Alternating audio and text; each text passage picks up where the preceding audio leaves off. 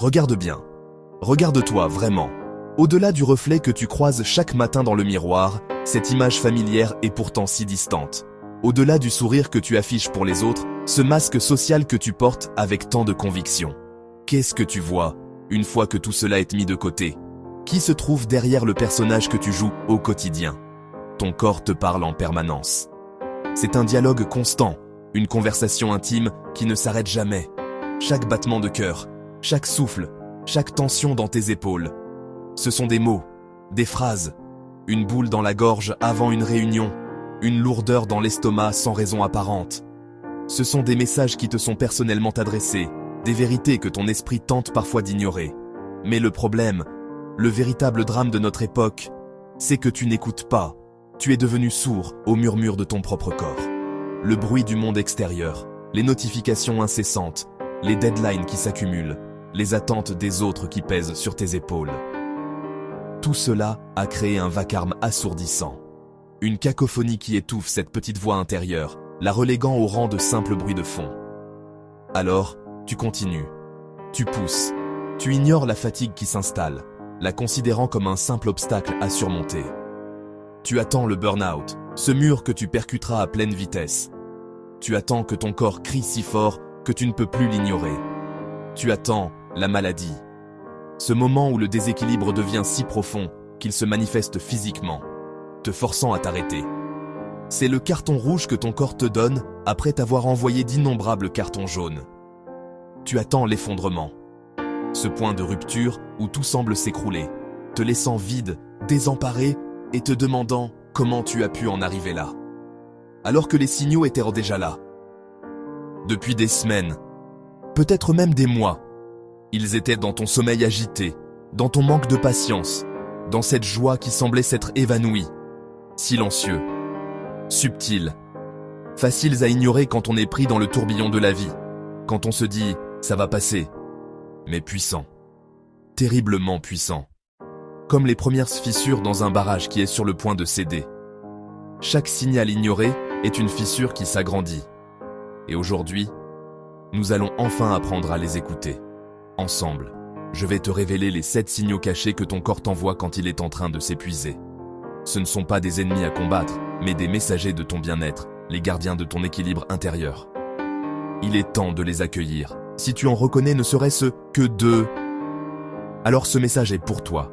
Ce n'est pas une coïncidence. C'est un appel. L'appel de ton corps qui te demande de ralentir, d'écouter et de prendre soin de toi avant qu'il ne soit trop tard. C'est une invitation à renouer le dialogue, à transformer ce murmure en une conversation claire et bienveillante. Es-tu prêt à répondre? Transition. Le corps ne tombe jamais malade du jour au lendemain. Il murmure avant de crier.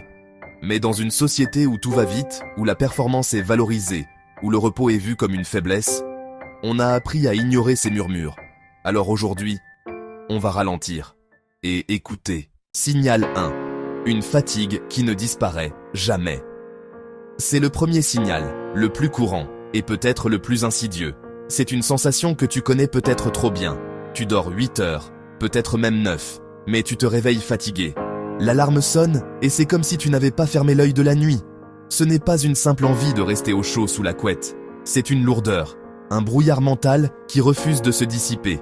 Chaque matin est une lutte, non pas contre le sommeil, mais contre un poids invisible qui te cloue au lit, qui te murmure que la journée sera une épreuve avant même qu'elle n'ait commencé. Tu prends du repos, tu t'accordes une soirée tranquille, un week-end sans projet, mais ton énergie ne revient pas. Tu te souviens peut-être d'une époque où une bonne nuit de sommeil ou un dimanche à ne rien faire suffisait à te remettre d'aplomb. Aujourd'hui, le repos semble glisser sur toi sans jamais vraiment pénétrer, sans jamais recharger tes batteries. C'est une pause en surface, une simple interruption de l'activité, alors que l'épuisement, lui, est bien plus profond, ancré dans tes fondations. Ce n'est pas une fatigue normale. La fatigue normale, c'est celle que tu ressens après une bonne séance de sport, une longue journée de travail intense ou une courte nuit. Elle est justifiée, presque satisfaisante. C'est un signal clair de ton corps qui te dit « J'ai bien travaillé, maintenant j'ai besoin de récupérer ». Tu te reposes et elle disparaît, te laissant frais et dispo. Mais celle-ci est différente. Elle est tenace, collante. Elle n'a pas de cause évidente et ne répond pas au repos. C'est une ombre qui te suit partout. C'est une fatigue profonde, une fatigue cellulaire. Imagine que chacune des milliards de cellules qui te composent possède une petite usine d'énergie, la mitochondrie. Ces usines transforment la nourriture et l'oxygène en ATP, la molécule qui alimente absolument tout ce que tu fais, de la pensée au mouvement. Quand ces usines sont à court de carburant, quand elles sont surchargées par le stress, l'inflammation ou les toxines, et qu'elles n'arrivent plus à produire l'énergie nécessaire, c'est tout ton être qui ralentit. C'est ça, la fatigue cellulaire. Un épuisement qui vient de l'intérieur, une véritable crise énergétique à l'échelle microscopique. Pour y voir plus clair, pose-toi ces quelques questions, honnêtement. Est-ce que le moindre effort te semble une montagne? Comme préparer un repas, répondre à un email, ou même prendre une douche? Est-ce que ta concentration s'effrite après seulement quelques minutes, te forçant à relire la même phrase encore et encore, comme si les mots perdaient leur sens? Te sens-tu physiquement lourd, comme si la gravité était plus forte pour toi, tes membres pesant une tonne? Est-ce que même les activités que tu aimais, tes passions, ces choses qui te nourrissaient autrefois, te demandent aujourd'hui un effort surhumain, au point de les délaisser? Si tu as répondu oui à plusieurs de ces questions, sache que tu n'es pas seul, et que ce que tu ressens est réel et biologiquement fondé. Alors, d'où vient cette fatigue? Les causes sont multiples et s'entremêlent. Il y a d'abord notre mode de vie. Cette culture de l'urgence, de la performance, de la disponibilité constante. Nous vivons avec le pied sur l'accélérateur, même quand le moteur surchauffe. Les notifications, les délais, la pression sociale, tout conspire à maintenir notre système en état d'alerte permanent. Ton corps te dit « Je suis à bout », mais tu continues de me pousser. Physiologiquement, ce stress chronique a un impact direct. Il sollicite en permanence tes glandes surrénales qui produisent le cortisol, l'hormone du stress.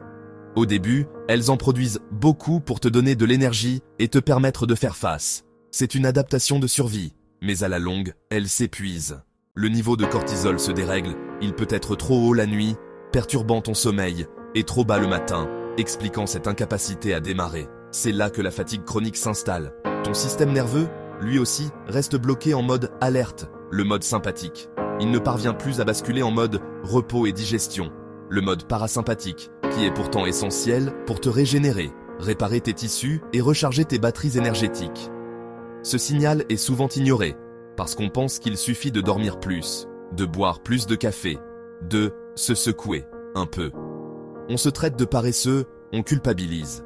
On se dit que c'est normal, que tout le monde est fatigué. On se compare et on minimise notre propre souffrance. Mais non, ce n'est pas une question de volonté. C'est un message biologique. C'est ton corps qui tire la sonnette d'alarme de la seule façon qu'il connaisse.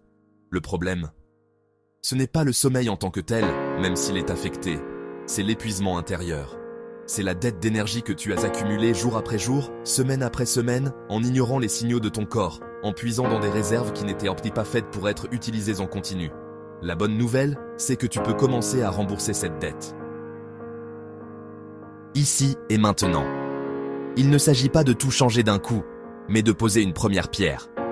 Je t'invite à faire un micro-exercice avec moi. Un exercice de respiration cohérente pour calmer ton système nerveux. Ça ne prend que 30 secondes. Installe-toi confortablement, le dos droit mais sans raideur. Ferme les yeux si tu le souhaites. Nous allons inspirer par le nez pendant 4 secondes et expirer doucement par la bouche, comme si tu soufflais à travers une paille pendant 6 secondes. L'expiration plus longue envoie un signal de sécurité à ton cerveau, lui indiquant que le danger est passé et qu'il peut se détendre. C'est parti. Inspire, 2, 3, 4. Expire, 2, 3, 4, 5, 6. Encore. Inspire, 2, 3, 4. Expire, 2, 3, 4, 5, 6. Une dernière fois. Inspire, 2, 3, 4. Expire, 2, 3, 4, 5, 6. Ouvre les yeux. Ressens-tu ce léger changement? Ce calme subtil? Ce simple exercice, pratiqué plusieurs fois par jour, peut commencer à rééduquer ton système nerveux. Au-delà de la respiration, voici quelques pistes pratiques pour commencer à inverser la tendance. Premièrement, l'hydratation. La déshydratation, même légère, est une cause majeure de fatigue car l'eau est essentielle à la production d'énergie cellulaire. Bois de l'eau pure tout au long de la journée avant même d'avoir soif. Garde une bouteille à portée de main. Deuxièmement, la lumière du matin. Expose-toi à la lumière naturelle dans les 30 minutes qui suivent ton réveil. Cela aide à réguler ton horloge biologique et à synchroniser ton cycle de cortisol pour te donner de l'énergie au bon moment. Pas besoin de faire un marathon, juste 5 minutes à la fenêtre ou sur ton balcon suffisent. Troisièmement, les micro-pauses actives. Au lieu d'attendre d'être complètement épuisé, accorde-toi des pauses de 2 à 5 minutes toutes les heures. Lève-toi, étire-toi, regarde au loin. Rompe le cycle de l'immobilité et de la concentration intense qui épuise ton cerveau et ton corps.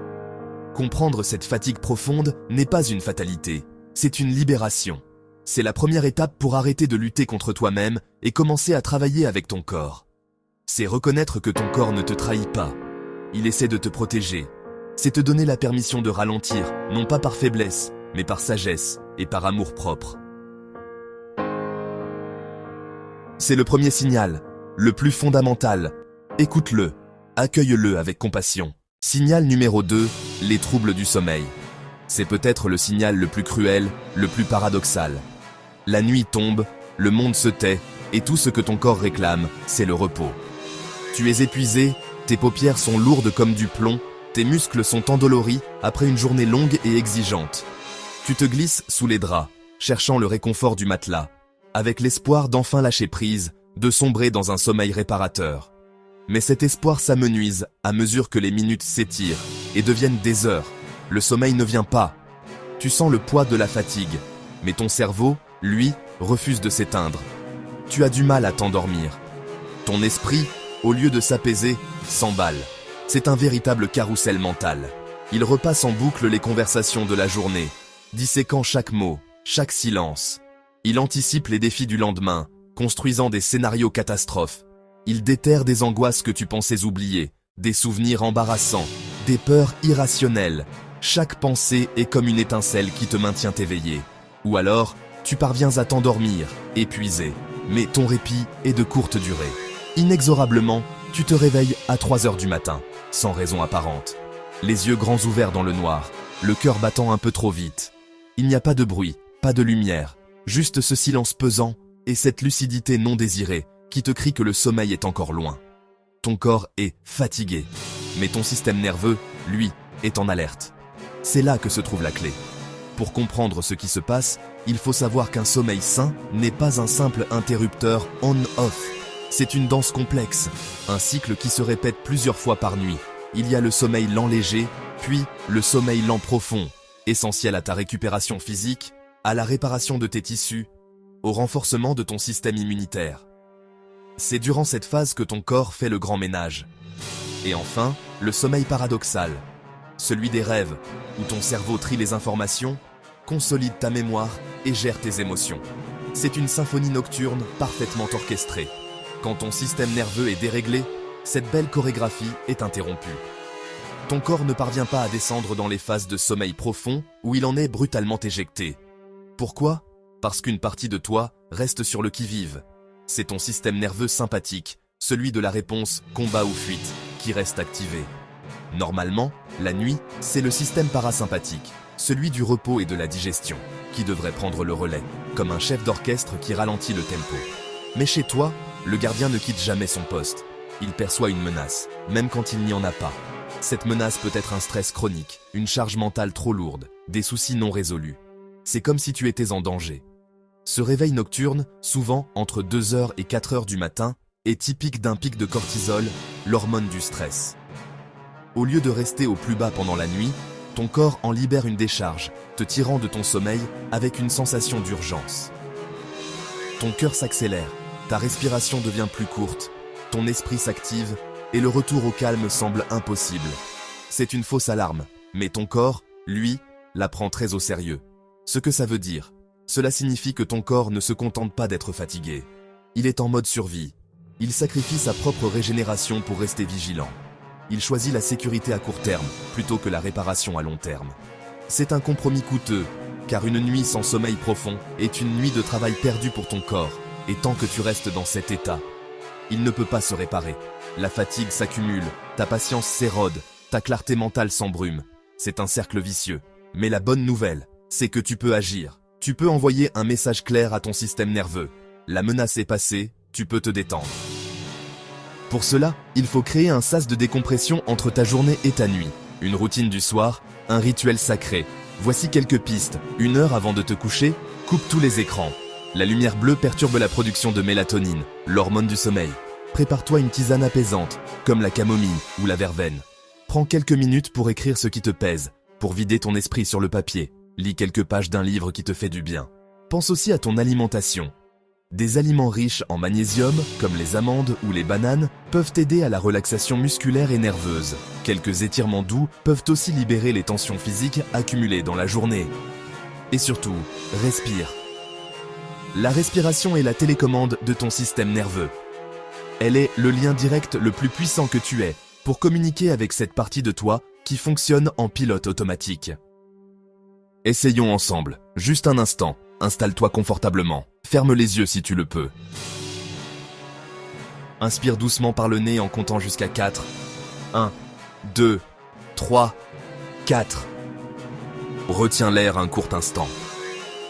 Et expire très lentement par la bouche, comme si tu soufflais dans une paille, en comptant jusqu'à 6.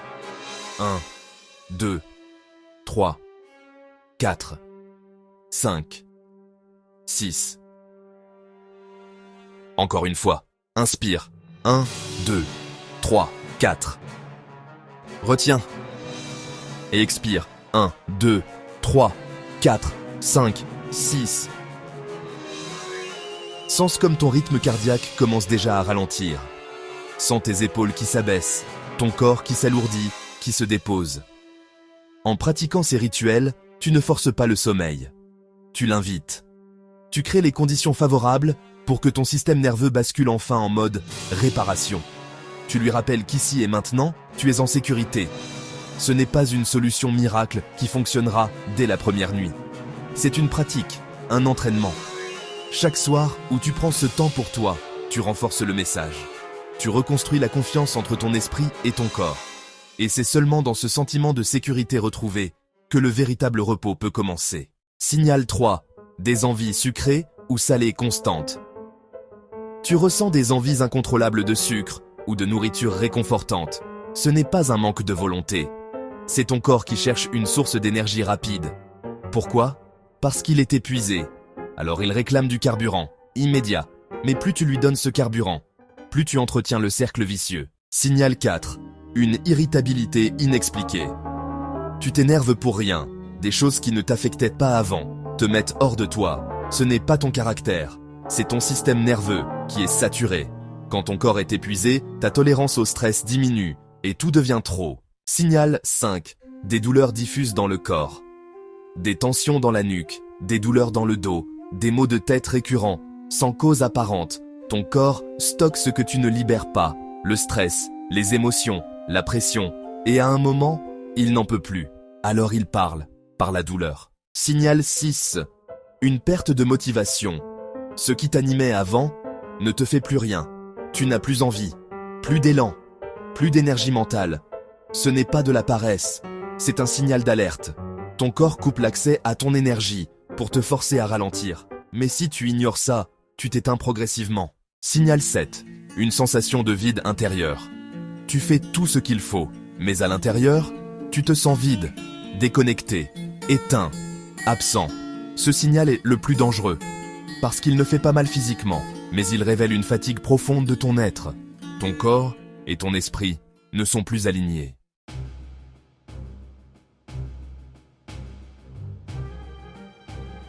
Maintenant, laisse-moi te dire quelque chose d'essentiel. Ton corps n'est pas ton ennemi, il ne te freine pas, il ne te sabote pas, il essaie de te sauver. Chaque signal est un appel à ralentir, à respirer, à revenir à toi.